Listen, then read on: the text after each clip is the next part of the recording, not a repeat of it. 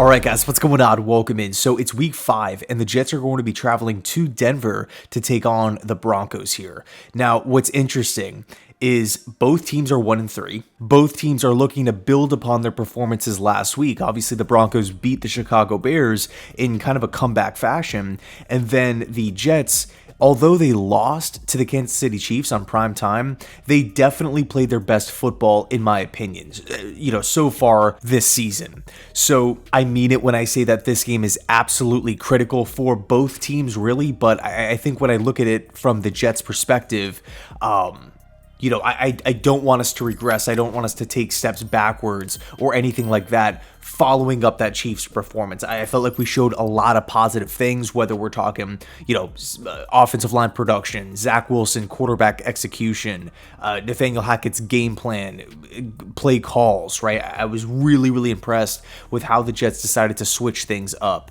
I really like how the defense settled in, really after that first quarter. So yes, there's a bunch of positive things that we can take away, but let's talk about the Denver Broncos for a second. To me, this is the weirdest team in the NFL. Like, they have so many good players, so many names on paper, so many household names, and even Sean Payton, we can throw him in there, as well, as the head coach of the football team. Everybody knows Sean Payton. He's a Super Bowl winning head coach, and yet this team just seems to have a lot of issues. Now, the bright side, Russell Wilson is playing better football.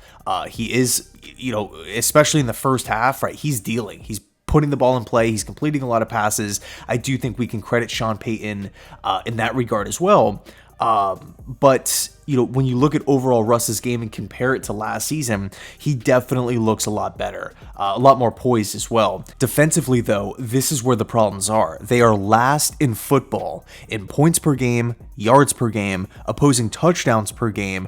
They're also 31st in the red zone. They are 32nd in opposing completion percentage and yards per pass, and they're 31st in rushing yards per game. So what does that tell you? Overall, it's not a good unit. They give up a lot of points. They can't stop anybody in the red zone. They are horrible against the run, and they're horrible against the pass. Now, how much? Of course, we have to factor in the sample size here. Only 4 games. And the Dolphins did go out there and score 70. How much does that influence these stats? How much does that skew things? But then on the pushback, right, on the other side of the argument, you can say, well, it was still Denver's defense that allowed the 70 points to begin with. So we can't just, look at that as some weird anomaly, which is totally, totally fair. So we look at who the Broncos have played so far. They lost week 1 against the Vegas Raiders. They lost in week 2 against the Washington Commanders. They lost in week 3 to the Dolphins. And then, of course, last Sunday, they did get their first win against the Bears. So when we look at the offensive side of the football here for the New York Jets, right, what should they do? What can they do to have success against this Broncos team? Based off of these past 4 games, based off of the eye test, based off of what the numbers say, I don't mean for this to come off kind of like a smart aleck or anything like that, but it really seems like the Jets can either have success in both the pass game or the running game, right? Specifically, when I look at the running game, Denver just has failed to wrap up on the first level. It really seems like they have a difficult time closing holes, right? It seems like whoever they're playing, their running backs can consistently get to the second level without a problem. And when I look at the Jets, and in my opinion, the best player on the Jets offense, best skill position player, arguably the best overall player, is Breece Hall. I think we need to do a better job of feeding him the football and not giving him touches early and then taking them away as the game goes on. Now, how much of the injury is playing a part of that, we don't know. Right, we don't know the exact conversations that Hackett and Breece are having within the locker room, within practice throughout the week. And we did talk about that early in the season, before the season even started, right?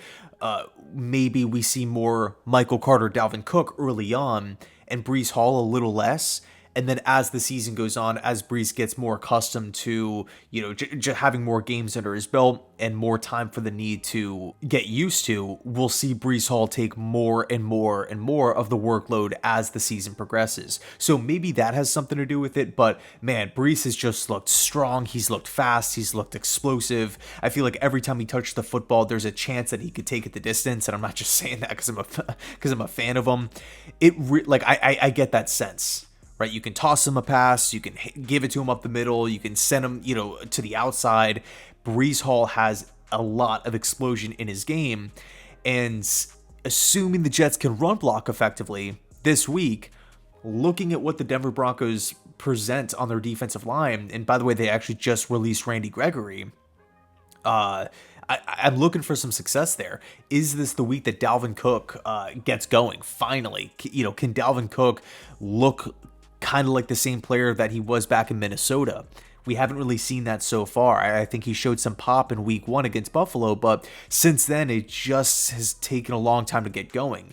Now, again, there has been games where the offensive line has failed to run block effectively, but this to me is the week. This to me is the week that if we want to get an aspect going of the offense, Denver has just had a very, very difficult time stopping it week after week after week after week. It doesn't really seem like Denver on the defensive side of the football is getting much better.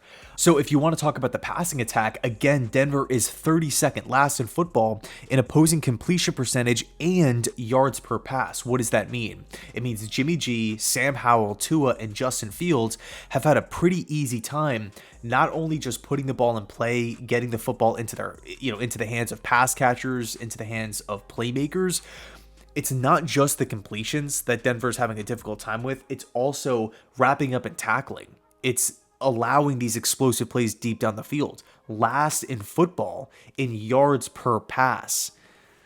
And they're giving up the most completions to opposing quarterbacks from a percentage basis. Man, it's difficult, right? Like if I was a Bronco fan, I'm watching that and, I completely understand the concern. I feel like it's kind of the vice versa situation of the Jets for so long because we've always struggled offensively, whether it's pass blocking, running the ball, passing the ball, quarterback production, like whatever it is. The Jets have just historically kind of throughout my lifetime have been the offense. There's just been the offensive problems. Every year you're like, man, what can we do to alleviate some of these issues here? And I understand that it's only 4 weeks into the season. We're only looking at the first quarter of a long NFL season. But I think when the numbers are similar across the board, there's a bigger problem there. It's not just, players need to play better. I think there's more to it than that. So Denver's on the upswing. The Jets seem to be on the upswing. I am confident going into this game, and I would love to hear your thoughts down below in the comment section. Thanks so much for watching. I cannot wait. Sunday, 4:25 Eastern, Jets at Broncos. This is a massive, massive game. Massive game for both teams. But again, the Jets, I really want to secure that second win this week. We got the Eagles after that, but I don't want to get too far ahead of myself. Thanks so much for watching, and as always, go Jets.